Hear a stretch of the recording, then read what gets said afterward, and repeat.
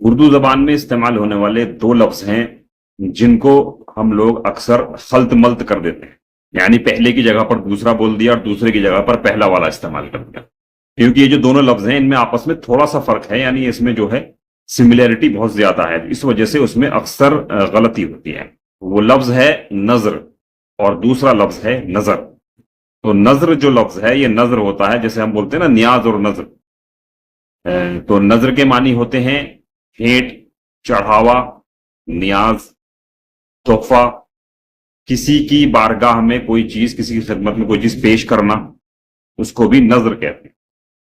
لیکن اس میں ہم غلطی یہ کرتے ہیں کہ نظر کو ہم اکثر نظر بولتے ہیں۔ نظر جو ہے وہ غلط ہے، کیونکہ نظر ایک دوسرا لفظ ہے، ان کی سپیلنگ میں فرق ہے۔ نظر جو ہے اس میں زال آتا ہے، نون کے بعد زال، اور جو نظر ہے اس میں نون کے بعد زوئے آتا ہے، اور زوئے پر زبر ہے۔ تو نظر کے معنی دیکھنے کے ہوتے ہیں، دیکھنا یا آنکھ، نگاہ، اور نظر کے معنی یہی جس کو ہم نیاز وغیرہ کہتے ہیں، نیاز و نظر۔